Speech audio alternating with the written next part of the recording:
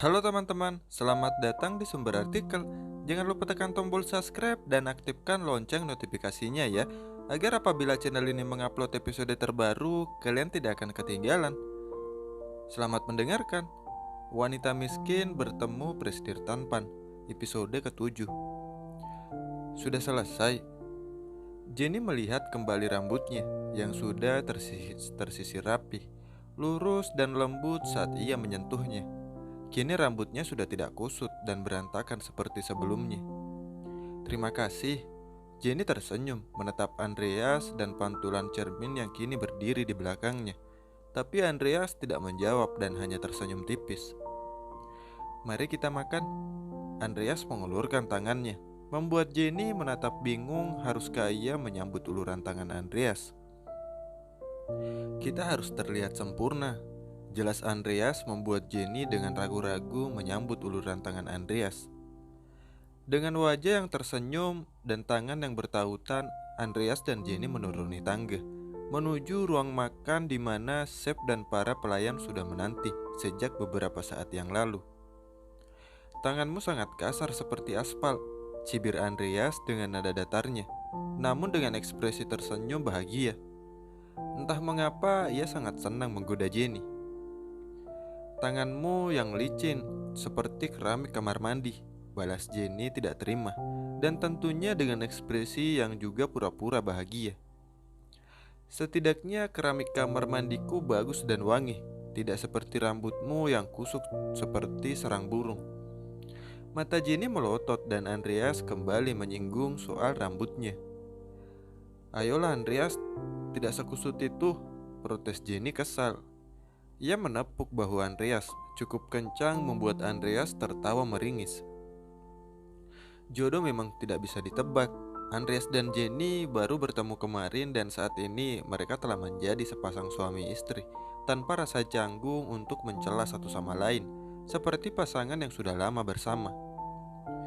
Wajah sumringah terlihat jelas di wajah para pelayan dan seorang chef dan asisten yang menanti di sudut meja. Wah, Jenny begitu terpukau saat melihat tatanan meja dengan lilin dan suasana ruangan yang telah disulap seperti restoran mewah yang romantis. Andreas dengan penuh perhatian menarik kursi untuk Jenny duduki. Terima kasih, ucap Jenny tersentuh. Andreas tersenyum sambil memberi isyarat. Jenny lupa untuk mengucapkan kata sayang. Betapa bodohnya ia, sayang, sambungnya meski terdengar kaku. Chef dan asisten meletakkan sepiring steak yang berukuran sangat kecil bagi Jenny. Mana nasinya? Celetuk Jenny. Ia menantikan sebakul nasi saat ini karena ia sangat-sangat lapar. Sudah sejak pagi ia tidak makan apapun dan kini perutnya sudah menggila karena lapar. Tapi tidak ada jawaban. Andreas malah menahan tawanya, begitupun dengan beberapa pelayan, termasuk Dewi yang menunggu di sudut ruangan. Apa ada yang salah? Tanya Jenny berbisik. Nyonya, kita memasak steak dengan ini. Jelas sang chef berbadan gemuk itu menunjukkan kentang tumbuk dan 2 batang asparagus. Wah, apa kamu akan jatuh miskin jika memberiku makan nasi? Bisik Jenny sekali lagi yang kesal pada Andreas. Ia memastikan suaranya kali ini hanya terdengar oleh Andreas, karena bahkan bibirnya menyentuh daun telinga Andreas saat mengatakan tadi membuat Andreas merasa sedikit gugup. Istriku belum makan sejak tadi pagi, kurasa ia sangat lapar. Berikan ia sepiring nasi, ucap Andreas pada chefnya yang dan segera dituruti dengan cepat. Kini sepiring nasi telah berada di hadapan Jenny. Wah, dia sungguh pelit, gumam Jenny dalam hati. Ayolah, sepiring nasi yang kira-kira mungkin hanya secentong tidak akan menendang perutku yang mulai menciut karena terlalu lapar saat ini. Andreas kemudian menukar piringnya dengan piring Jenny. Stik di hadapannya Jenny kini sudah terpotong-potong kecil, membuat Jenny tersenyum senang. Karena sebelumnya ia berniat akan memakan sepotong daging panggang itu menggunakan tangan kosong, tanpa pisau dan garpu. Orang kaya makan dengan cara yang rumit, pikir Jenny. Diam-diam seorang pelayan memotret Andreas saat menyuapi Jenny, begitupun ketika Jenny menggoda Andreas, hingga membuat Andreas tertawa karena ia tidak mendapatkan suapan yang Jenny janjikan. Kini Andreas dan Jenny benar-benar seperti pasangan sempurna yang melengkapi satu sama lain. Siapapun yang melihat mereka saat ini akan merasa jika cinta mereka luar biasa. Suara sendawa terdengar dari mulut Jenny saat baru saja duduk di sebelah Andreas yang tengah menonton TV. Tentu saja sendawa Jenny membuat Andreas terganggu, tapi Andreas tidak dapat berkomentar apapun. Salahnya memilih istri yang terbiasa hidup bebas di jalanan. "Apa kita akan tidur di kamar yang sama?" tanya Jenny. Dengan kejadian yang mereka alami tadi sore, pasti akan sangat sulit bagi mereka tidur di kamar yang sama. "Kenapa? Kamu takut tergoda oleh ketampananku?" tanya Andreas sambil mematikan layar televisi yang baru saja ia tonton. Menggoda Jenny lebih menyenangkan daripada menonton acara televisi yang membosankan. "Tidak, kamu masih terlihat seperti seorang penyuka sesama jenis di mataku," jawab Jenny dengan mudah. Para pelayan telah pulang kini dan Dewi sudah memasuki kamarnya sejak 20 menit yang lalu. Dan letak kamarnya cukup jauh dari ruangan di mana Andreas dan Jenny berada kini. Jadi mereka tidak perlu lagi pura-pura menjadi pasangan romantis seperti sebelumnya. Andreas tidak terima dengan ucapan Jenny. Ia kemudian mendekat dan mengunci Jenny yang kini sudah terbaring di bawah tubuhnya. "Kamu meragukan kejantananku?" tanya Andreas. Matanya menatap tajam, menembus mata Jenny yang juga mengikuti ke arah mana mata Andreas bergerak. "Mau kubuktikan?" Andreas menyeringai dan hendak mencium Jenny. "Jangan, aku percaya," ucap Jenny dengan cepat dan terlalu tergugup-gugup sambil menatap ke arah lain agar bibirnya tidak bersentuhan dengan bibir Andreas yang kini sangat dekat dengannya. Bahkan Jenny dapat merasakan deru nafas Andreas yang sangat menerpa wajahnya. Andreas kemudian kembali duduk dengan tegak dan tersenyum puas karena sudah berhasil menggoda Jenny. "Lagi pula, aku tidak menyukai gadis berbibir pahit sepertimu," ucap Andreas sebelum meninggalkan Jenny yang hanya dapat mengeratkan giginya menahan kesal atas cibiran Andreas. "Astaga, apa dia diciptakan Tuhan untuk mencela diriku?" Geratu Jenny kesal. Ia kemudian bergegas menyusul langkah Andreas dan kembali memperdebatkan ucapan Andreas tentang bibirnya yang terasa pahit. Andreas menekan sebuah remote dan sebuah tempat tidur muncul dari bawah tempat tidur Andreas. King size dan queen size, jadi mereka berdua tidak perlu berbagi kasur. "Orang kaya memang canggih," komentar Jenny. Ia kemudian berlari menuju tempat tidur dan membanting tubuhnya di atas kasur yang terasa sangat nyaman. "Inikah rasanya tempat tidur orang kaya? Aku seperti tidur di atas awan." Andreas tersenyum dan melangkah mendekat. "Kamu ingin tidur denganku di sini?" goda Andreas. Ia menopang tubuhnya dan kedua tangannya agar tubuhnya yang besar tidak menindih Jenny. "Tentu saja, siapa yang tidak ingin tidur dengan pria tampan sepertimu?" Jenny kemudian mengalungkan tangannya pada leher Andreas. Setelah itu Andreas menutup tirai kamar mereka untuk menggunakan remote dengan posisi yang tidak berubah dan kemudian mematikan lampu kamar mereka. "Wah, aku bisa gila," komentar Jenny setelah Andreas berpindah dan kini terbaring di sebelahnya. "Apa kita harus melakukan hal seperti ini setiap malam?"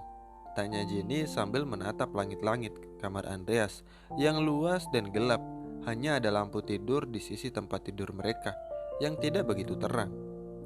Andreas menjawab dengan mata terpejam karena rasa kantuk yang mulai menghinggap.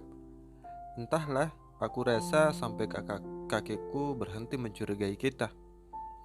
Jenny juga mulai merasa mengantuk hingga matanya juga terpejam. "Sampai kapan kakekmu berhenti mencurigai kita?" tanya Jenny sayup-sayup. "Entahlah, tapi minggu depan aku akan mengadakan pesta pernikahan kita." Jenny membuka kembali matanya saat mendengar ucapan Andreas. "Pesta pernikahan?" "Ya, Kamu masih memiliki waktu untuk menyempurnakan dirimu. Aku ingin kamu tidak memiliki celah dan juga aku ingin kamu mempermalukan kakek tua itu. Baiklah, kini Jenny sudah benar-benar terlelap di sebelahnya. Andreas membuka matanya, kini saat ia mendengar suara Jenny yang terdengar samar. Andreas juga sudah merasa sangat mengantuk, hingga ia tidak dapat berpindah tempat lagi dan akhirnya terlelap di sebelah Jenny. Jenny membuka matanya saat matahari menyilaukan matanya. Dengan sayu-sayu, ia menyadari jika matahari sudah terik kini. Itu artinya ia terlambat bangun, dan kue-kuenya mungkin tidak akan laku. Tanpa menghiraukan penampilan, Jenny berlari keluar dengan cepat. "Bibi, mana kuenya? Mengapa kamu tidak membangunkanku?" Teriak-teriaknya saat keluar kamar sampai ia menyadari jika ia sudah tidak tinggal lagi bersama dengan Bibi dan adiknya. Seketika langkah Jenny terhenti. Mendadak ia merasa bersedih. Dewi yang mendengar teriakan Jenny segera berlari menghampiri Jenny. "Nyonya, maafkan saya. Saya hanya tidak ingin mengganggu Anda," ucap Dewi menyesal. Jenny merasa malu kini. "Maafkan aku tidak berteriak padamu, Bu. Aku lupa jika aku sudah menikah," jelas Jenny menyesal. Dewi tidak mengerti dengan apa yang diucapkan Jenny, sehingga ia hanya terdiam.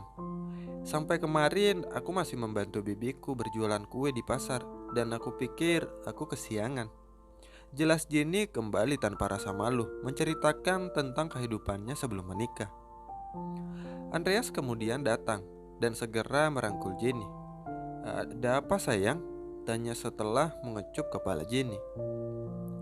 Jenny merasa risih sebenarnya, tapi ia harus terbiasa dengan perlakuan manis Andreas mulai sekarang.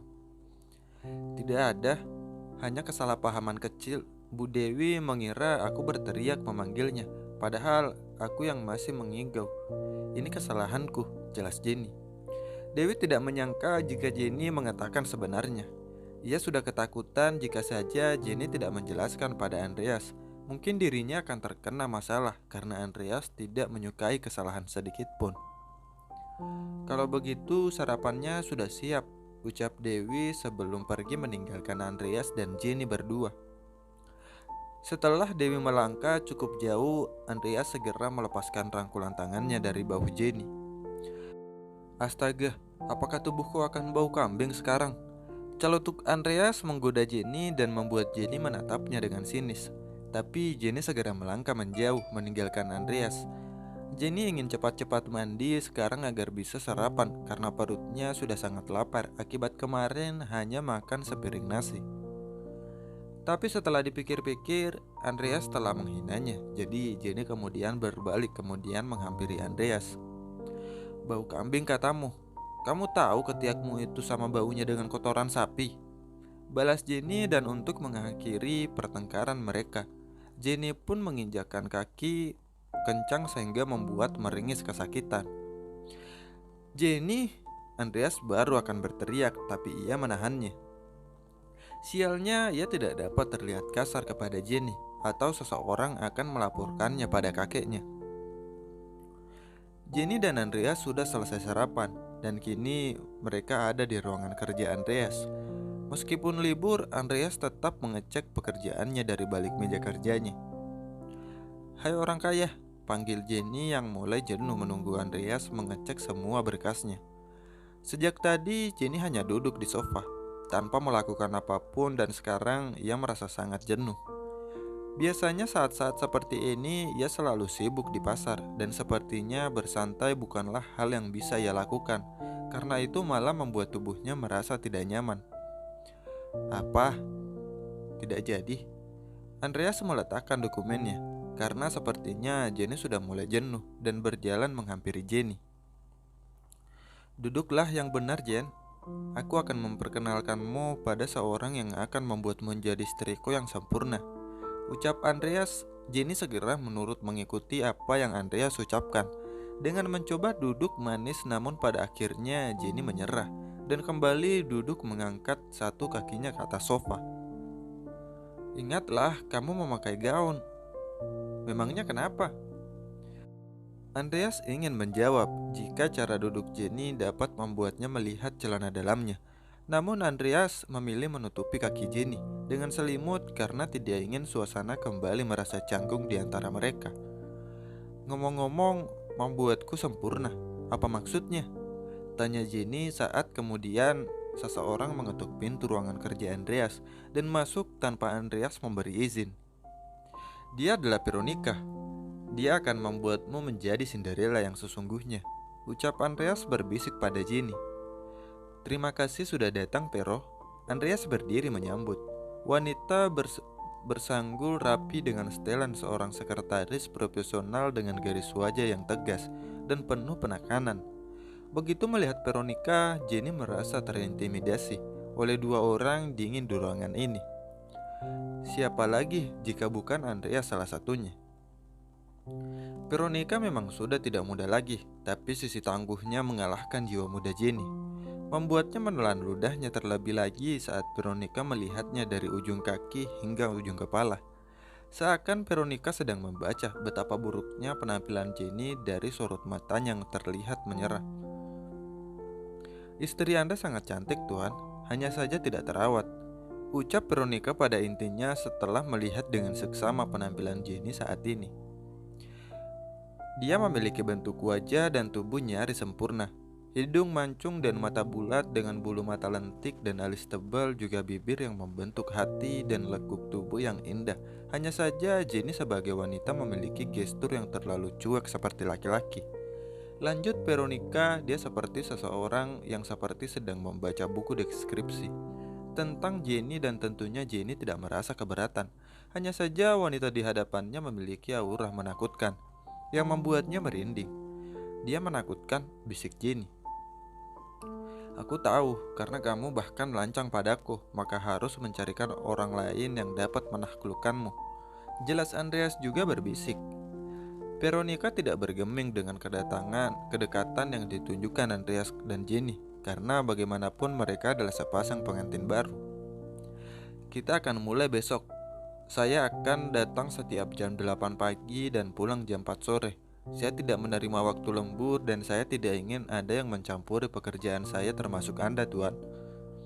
Jenny bertambah takut kini. Wah, ia tidak menyangka jika akan ada wanita lain yang lebih menakutkan daripada bibinya. Tentu saja, aku serahkan istriku padamu. Jenny menatap Andreas tidak terima, meskipun ia tahu pernikahan ini hanya sebuah kontrak. Tapi Andreas tidak dapat menyerahkannya begitu saja pada orang lain. Maksudku untuk belajar tentang penampilan dan kepribadian istriku padamu, jelas Andreas. Mengapa Jenny memiliki sisi menakutkan yang tidak Andreas tahu kelak seperti ini? Terima kasih banyak telah mendengarkan sumber artikel ya. Jangan lupa tekan tombol like-nya beserta komentar sebanyak-banyaknya. Tunggu episode selanjutnya. Bye-bye.